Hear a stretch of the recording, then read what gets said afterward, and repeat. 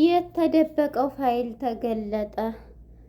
የአጸዴ የኩኩሻና የወይዘሮ መነን ድብቅ ሚስጥር ተጋለጠ። ለምሳ ግብዣ ተብለው የመጡት እንግዶች የወይዘሮ ዘነበች ባላቶ እስክንድርና ሀብል ደግሞ የተባለችውን የእዝራ ባለቤት መሆኗ ግልጽ ወጣላት። በዚህ ይሄን የሰማችው ሀናን ማመን አቃታት። ልጅሽ ናት ተብላ የተሰጠችው ኩኩሻ በይቅርታ ይቅር በይኝ በማለት ደፍት ብላ ይቅርታ ጠየቀቻት። በጣም ይገርማል። ቤቱን አንቺንማ አሳስርሻለሁኝ፣ ብዙ ገንዘብ አውጥቻለሁ፣ ብዙ ነገርም አድርጌያለሁ ላንቺ፣ ስለዚህ መታሰር አለብኝ ስትል ሀና ክስ ልትመሰርት ወስናለች። የውሸት ልጅሽ ናት ተብላ ተሰጥታለች። ኩኩሻም ከሷ መለየቱ ቢደብራትም እውነቱን ተናግራለች። ወይዘሮ መነን የሰሙትን ማመን አቃታቸው። የምሳ ግብዣ ቤት ሊመጡባቸው ነው አቶ እስክንድር ቤተሰቦች እስክንድርን ጨምሮ። ይሄን የሰሙት አጸዴና ወይዘሮ መነን የሚገቡበት ቅጡ ጠፋቸው። ወይኔ ጉዳችን ተበላን እያሉ በጣም ጭንቀት ውስጥ ገባ። በዚህም በወሬያቸው ላይ እዝራ ጥርጥር ገብቶታል። እዝራ ወደ መኖሪያው ወደ ኩኩሻ ቤት መጣ። ኩኩሻም ሀብል ብላ እህቴ እኮ ናት ስትለው ነበረ። በዚህም እሱም የተደናገጠው እዝራ በጣም ጨነቀው። ሲያያቸውም በጭንቀት ውስጥ ገባች። ልጅቷ ማኤል እህቴ እኮ ሀብል ነው ስሟ እያለ ነበር። ሀብል ነው እንዴ ስምሽ ሲላት፣ ሀብልን ስም ስለምወደው ነው በልጅነቴ ሀብል እባል ነበር በማለት ይህን ስትለው በጣም ጥያቄ ውስጥ ገባ። መኪናም ውስጥ ሂዶ ጥያቄ ቢጠይቃትም አሁን አንተም ስለምንድን ነው የምትጠይቀኝ በማለት በፍርሃትና በጭንቀት ውስጥ ሀብል የሚለውን ስም ስለምወደው ነው፣ ደግሞ ስሟን ከፈለክ እሰጣታለሁኝ፣ የወሰድኩባትም አእምሮዬና ልቤ አንድ ላይ ሲገናኝ የወሰድኩት ሌላ ካለም እመልሳለሁ በማለት ለእዝራ ይሄን መልስ ስትሰጠው እዝራም የሆነ ጥርጣሬ ውስጥ ገባ። ሰላም ጤና ይስጥልን ውድና የተከበራችሁ የቻናሌ ቤተሰቦች እንኳን ወደ ቻናል በሰላም መጣችሁ። ሀብል የተሰኘው ተከታታይ ድራማ ክፍል 27 ተለቀቀ። በባለፈው ፓርት እንግዲህ ብዙ ነገሮች ተፈጥረው ነበረ። የናሙናቸውንም የኩኩሻ ናሙና ተቀይሮ የማኤል ናሙና ነበረ የተቀየረው ሻንጣ ውስጥ የተጨመረው ማለት ነው። በመጨረሻ ግን አሁን ላይ አዳዲስ ነገር እየወጣ ይገኛል። የዛሬው ክፍል ላይ እንግዲህ ስንመጣ እዝራም ሊጠራጠር ችሏል። አሁንም ማኤል ማነች ኩኩሻ ግን በጭንቀትና በውጥረት ትገኛለች። ያለችበት ሁኔታ በጣም እየተጨነቀችና እየደነገጠች ብትገኝም ከሷ መለየቱን ገንዘቡ ሳይሆን የሚያሳስባት ነገር እናትነት አግኝቼ አሁን ባጣትስ እያለች ነው። በዚህም የተነሳ ብዙ ጥያቄ ፈጥሮባታል እና እቤት ልሄድ ብላ ወርቆችንና እቃ ያሉኝን ላምጣ በማለት እንግዲህ አጸዴ ወደ ቤት መታ ነበር። አጸዴም ወደ ቤት ስትመጣ እንግዲህ ሜርሲ ማለት ነው። ሜርሲ በጥፊ ልጠፈጥፋ ትችላለች። ሜርሲም ይዛ ስትጠፈጥፋ ምን አባሽ ቀርቶሽ ቤተሰቦችን እንደዛ ያደረግሽ ምን ልትሰሪ መጣች በማለት በጥፊ ስትጠፈጥፋት በጣም ተደናግራለች። እንዴ አብሬሽ እሰራለሁ እያስመሰልኩኝ ያልሽኝስ ስትላት፣ እኔ ይሄንን ስልሽ እውነት መሰለሽ ቤተሰቦችን ምንም እንዳታደርጊብኝ ለመጠበቅ እንጂ ይሄን ያልኩሽ፣ እንዴት በባለፈም ያሳሳትሽኝንም ትቻለሁኝ በማለት እንግዲህ ለአጸዴ በጥፊ ስትላት፣ በዚህም የተነሳ አንቺ ይሄን ባሌ የምትይው ብላ መጀመሪያ ከሀብል ጋር ነበር የተጠፋጠፉት። ለዛ ዲቃላ ከምኑም የማይታወቅ ወፍ ዘራሽ ባለሽ ስትላት፣ ምንም እንዳትዪው ዝራም በማለት ባለቤቴም ብላ በጥፊ ስትደረግማል ነበረ። እንግዲህ ሀብልም ተጨምራ ማለት ነው። በዚህም የተነሳ አጸደ መታ ስትጫጫህ ነበረ ማለት ነው።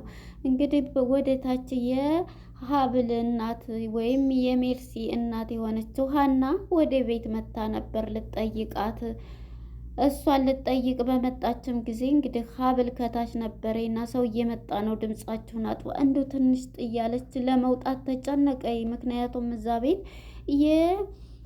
እንትና አክስት ነኝ ብላ ነው የተዋወቀችው። ይሄንን ሚስጥር ካወጣችብን ጉዳያችን ፈላ በማለት ልትል አስባለች። እናም በዚህ የተነሳ በሩን ዘግታ ወይኔ ወደ ምን ልግባ ወደ ምን ቀዳዳ ልደበቅ እያለች አጸዴ በጭንቀት ውስጥ ትገኛለች። በዚህም ሜርሲ ውጭ ከዚህ ቤት ብዬሻለሁ በማለት እያስፈራራቻት ብትገኝም ከቶሎ እንግዲህ ሀና መታ እንትናን ሜርሲን ለመጠየቅ ነበር የመጣችው። ነገር ግን በወሬ ስንትን ስትላት ግን ጤናውን ማወቅ አለበት አቶ እስክንድር ጤናቸውን ስትላይ አሁን እንኳን ከውጭ የሚመጣ ሐኪም ስላለ እሱ አሁን ላይ ሕክምና ሊያደርግለት ነው እያለች እስክንድር ሊያደርግለት ነው ስትላት እንግዲህ ማን ነው ብትል እንግዲህ የባለቤቷን ስም ስትጠራ በጣም ትደነግጣለች። እንዴ ማለት በማለት ነበር። እንዴ ምን አስደነገጠች ስትላት ዘካሪያስ ስትል እንዴ ዘካሪያስ ማለት ስትል ደነገጠች። እንዴ ለምን ደነገጥሽ ስትላት አይ ስም ተመሳስሎብኝ እንደሆነ በማለት አይ ከ20 ዓመት በላይ እዛ ያገለገለ ነው ብለዋል ስትል እንግዲህ ፌንት ልትሰራ ምንም አልቀራታና የልጅነቱ ጓደኛዋ እምን ላይ እንዳለ አሁን ላይ የማታውቀው መኖሩን እንጂ ስለሱ ያለበት ህይወት አታውቅም። እና በቃ አሁን በቃ እሷን ለመጠየቅ ነበር የመጣሁትና ልሄድ ስትላት ፊትሽ እኮ ጥሩ አይመስለኝም፣ በጣም እንትን ያልሽ የደነገጥሽ ይመስለኛል፣ ውሃ ላምጣልሽ ብትላት አብልም አይ በፍጹም አላስፈለገኝም ልሄድ ልጠይቃት በዙ እግር መንገደን መጥቼ ነው በማለት ነበረ ስትላት የነበረው። እናም የዲኤንኤውን ምርመራም ወደ ውጭ ልካለች ለጓደኛዋ። እንግዲህ ቀጥታ ስደውልላት ስልኩን ባለመስራቱ ሪከርድ አድርጋ የባለቤቷን ነገር ስትነግራት እንዴት ስትል እንግዲህ ስለሱ አዲስ ወሬ ሰማሁ ወደዚህ ሊመጣ ነው አሉ በማለት ስለሱ ስትናገር በጣም ትደነግጣለች። የዚህም ጊዜ በጣም እየተደናገጠኝ ነው። ቤቱ ግን ታምሷል። ወደነ ኩኩሻ ጋር ስንሄድ ኩኩሻ በጭንቀት ትገኛለች። ከድንገት እንግዲህ እዝራ ይመጣባቸዋል። አልመጣ ስትል የሆነ ልጅ ይጠራሻል ፍቅረኛሽ ነው መሰል በጣም ቆንጆና እያለች ማኤል ወሬኛ ናት። ይህን ስትላት እንግዲህ ማን ነው ምን አይነት ነው ስትላት ስሙ ቀይና ፂማም ነገር ስትል እዝራ እንዳይሆን በማለት ነበረ። አዎ ስሙን እንዳውም እዝራ ነው ያለኝ ስትል እንግዲህ ማነች ምንም የምትገባበት ቆጦ ጠፋት። እንዴ አክስቴ ተደናገጥሽ እኮ ትመስያለሽ ምን ሆነሽ ነው ብትላትም አይ አልተደናገጥኩም እሱማ ዝግቢ ሊገባ ነው ዝቤት በማለት እየሮጠች ዳ ሌላ ክላስ ትደበቃለች ማለት ነው። ማኤል ግራ በመጋባት ሁሉም በመደናገጥ ነው እና ቀጥታ ሲመጣ እንግዲህ እዝራ ማኤልም ሀብል እህቴ እኮ ናት በማለት ቆንጆ ጓደኛለሽ ሀብል እያለቻት እንዴ ስሟ ደግሞ ሀብል ነው እንዴ እንትን ሲል አዎ የእህቴ ስም እኮ ሀብል ነው። አይ እኔ ስለምወደው አዎ ነው የወስጨው ነው ሀብል የሚለውን ስም ራሴ ነኝ የሰየምኩት ኩኩሻም ነው ይሄንንም ወድጀው ነው እንዴ በማለት እና ታዲያ አንቺ ቤተሰብ እኮ እንደሌለሽ ምናምን ነው የነገርሽኝ። አይ ከቅርብ ጊዜ በኋላ ቤተሰቦችን አግኝቼ ነው በማለት እንግዲህ ልትሸውደው ችላለች ማለት ነው። ነይሽ መኪና ውስጥ እሺ ውጭ ሆነን እናውራ በማለት እሱም ግራ ተጋብቶታል። ድንጋጤያቸውንም ሲያይ ቤቱንም ሲያይ በጣም ግራ ተገብቶታል። ምክንያቱም ቤተሰብ የለኝም ምንም እንትን የምለው ያለችው ነገር ስላለ በጣም ግራ ተጋብቶታል። ልነግረውም ብዙ ቀን ቀጥራው ቢሆንም ለመናገር አቅማታለች። መሌትም ሆነ ሁሉን ነገር በቃ በጣም ጥያቄ ውስጥ ገብታለች ማለት ነው ኩኩሻ። አሁን ላይ እንግዲህ እዝራ መኪና ውስጥ ጠርቶ በቃ ሲያናግራት እሷም መከዳ ነው ውጭ ይዘሽ እንድትሄጂ ነበረ ለሕክምና አንቺ ነሽ የምትቀርቢው ስላት አሁን ላይ ግን ጥሩ አይደለሁም አሁን ላይ የሚሄድ አይመስለኝም ቤተሰብ ስታገኝ ነው ትዝ አለኝ ሲላት አይ ለዛም ሳይሆን በቃ አለ አይደለ እኔ ባልሄድ ሌላ ሰው ብትፈልግ እያለችው ነው ያለችው ማለት ነው። እናም ይሄንን ስትለው እሺ በቃ እንደዛ ከሆነ ችግር የለም በቃ በማለት አንቺ ግን ለምንድን ነው እንደዚህ ሀብል የሆነው ተመቼ ጀምሮ ነው ስምሽ እያላት አይ እንግዲህ ስሙን ወስጄዋለሁ የሌላ ነገር ደግሞ ከወሰድኩኝ አእምሮዬና ልቤና እንትኔ አእምሮዬ ሲስተካከል አንድ ላይ ሲሆን እመልሳለሁ ስትለው ግራ ተጋባ ማለት ነው። በዚህ የተነሳ እሱም እንዴ ምን ሆነሽ ነው ኩኩሻ የምትይ ሁሉ ግራ እያጋባኝ ነው እኮ የሆነ የተደበቀ ነገር እንዳለ ይሰማኛል ቢላትም አይ እንግዲህ በቃ ምንም አይደለ በቃ ልሄድ እያለች ቢጠራትም ወርዳ ትሄዳለች ማለት ነው። ኩኩሻ ማለት ነው። በዚህ ጊዜ እንግዲህ በጣም በጭንቀት ትገኛለች። ቀጥታ ወደ ቤት ሂዳ አይ አሁን እንኳን ሸጉጭ ምን ሊሰራ መጣ? እንግዲህማ አይፋታንም። ይሄ እዝራ ማለት አታውቂውም፣ በጣም ተንኮለኛ ነው እያለች የሆነ መጥፎ መጥፎ ስለሱ ስነግራት አይ እንግዲህ እንደሱ እንኳን አይመስለኝም ስትል ምን ነው ስለሱ ከሱ ጋር ግንኙነት አላችሁ እንዴ? ከሱ ጋር ፍቅር ነገር ጀምረሻል እንዴ ስትላት እንግዲህ ኩኩሻ በልክ ትይዝና አንቺ ባለትዳር ወንድ ላይ እንዴት ነው እኔ ባለትዳር እየሆነ እያወቅኩ ይዘው ምንኛ ክብሬን እንትን ብትይ ነው ብላ እንግዲህ አንገቷን ዘላ ሲጥ ታደርጋታለች ማለት ነው። የዚህ ጊዜ አንገቷን ስታንቃት ከድንገት ወይዘሮ ሀና ስትመጣ ምንድን ነው እንዴ ብላ ስትገላግላቸው በጣም በድንጋጤ ፈገግ ደንገጥ ትላለች ማለት ነው። አይ እዚህ እኮ አሳርራው በዚህ እየተነጋገርን ነው ስትላት በጣም ግራ ትጋባለች። እሷም በራሷ ጥያቄ በባለቤቷ ማለት ነው እንትን እያለች ትገኛለች ማለት ነው። እያሰበችው ድንጋጤ ውስጥ ስለሆነ በእነሱም እንትን አላለችም። እና በዚህ የተነሳ አሁን ላይ እንግዲህ ያለችበት ሁኔታ ማለት ነው እሷ ዛሬ እንዳውም ሰፕራይዝ አለ እያለ ምን ሆነች ነው ምናምን ስትላት እንዴ እንደውም እሷ ሆና ነው ውጤትሽ ቶሎ መጥቶ እንትን ብሎ አሁን ውጤት ይሄን ያክል ጊዜ እንትን ያለው ግን እኮ ጸባይሽ እየተቀየረ ነው እያለቻት ነበረ ሀናን ማለት ነው።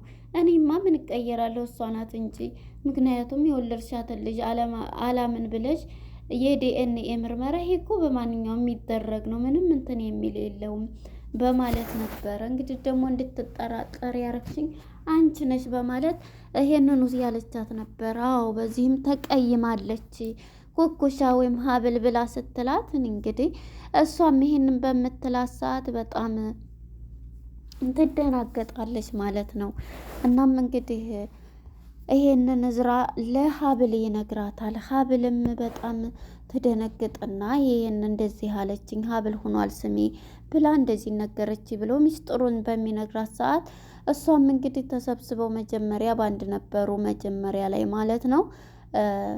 አጸዴ እሷ ስትወጣላ ከቤት ልትወጣ ስትል አቶ እስክንድር ምን አባሽ ልትሰሪ ከዚህ ዘመናት በኋላ መጣች ብሎ ሊዛት እንዲህ ሲል አባዬ ሆዴ ብላ እንግዲህ ትወድቃለች ማለት ነው። ኩኩሻ ልጅ ብሎ እሷን ሲያቅፍ እሷ ወጣ ትሄዳለች አጸዴ ማለት ነው። እናም እንግዲህ አጸዴ ደበደቡኝ እንዲሆንኩኝ እያለች ለሀና ቤት መታ ትነግራታለች። ወንድሜ እንዲሃርኩኝ የእናቴ ልጅ እኔ አንድ ፍሬ እህቱ ያደራ ልጁ ነበርኩኝ እሱ ግን ከቤት ደብድቦ አስወጣኝ እያለች አስመስላ ታሪኳን እያለቀሰ ለሷ ስነግራት ሀናም ግራ በመጋባት በቃ ይዞች ታዲያ ቤት እኮ አለ ምንድን ነው የእንግዳ ክላስ እዚህኛ ጋር ትኖሪያለች በማለት በጣም እንትን አንቺማ ጥሩ ሰው ነሽ እያለች እያስመሰለኝ ትገኛለች። ዛሬ እንደውም ትልቅ ሰፕራይዝ አለ እራት እኔ ነኝ ዛሬ እንደውም የምጋብዛችሁ ዛሬ ራት ሰርቼ እንደውም ለይቅርታ እኔ ይቅርታ ጠይቄያችኋለሁ እኛ ይቅርታ ራት እኔ ነኝ የምሰራው በቃ ይቅርቤ ልጄ በማለት እንግዲህ ሀብልን ማነው ኩኩሻን ብላታለች ሀና ማለት ነው። እናም በመጨረሻ ሀና ይሄንን ስትላት እሺ በቃ ዛሬ ራት እኔ ነኝ የማዘጋጀው እንደውም እኮ ምግብሽ በጣም የሚጥመው በጣም ቆንጆ ምግብ ነው ይሄንማ ሙያሽን መስክራልሻለች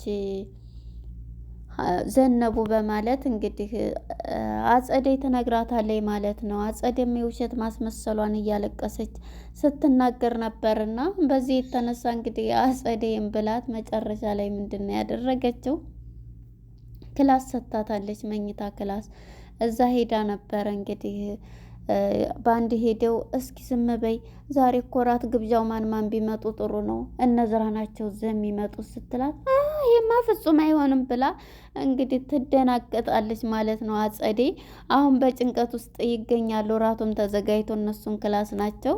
አሁን እንግዶች ጋራ ሲወጡ እነ ኩኩሻ ምን ሊወጣቸው ነው? የዲኤንኤ ምርመራው ራሱ ሳይካሄድ እዚሁ እውነቱ ይወጣል ብዬ አስባለሁኝ። እንግዲህ በጣም ተዋርደዋል። ወይም ምሳው አንቀርብም እዚሁ እንበላለን ብለው እንግዲህ ፊት አንቀርብም ብለው ወይ ይደበቃሉ ብዬ አስባለሁ። ነይ ተዋወቂ ብለው እንግዲህ ወይ እሷን ይወስዷት ይሆናል። እናቴ ናት ብላ ልትሸውር ትችላለች። ግን ደግሞ አሁን በጣም ከባድ ነው። አሁን ሀብልም ከመጣች ትልቅ ጸብ ነው የሚፈጠረው። ምክንያቱም ዘነቡ የአቶ እስክንድር ባለቤት ናት። እንዲሁ ምን ትላለች ሀና ማለት ነው። በጣም ከባድ ነገር ነው ማለት ነው። ለነበረን ቆይታ እናመሰግናለን። ውሸቶቹ ይጋለጣሉ፣ መጋለጫቸው ደርሷል ማለት ነው።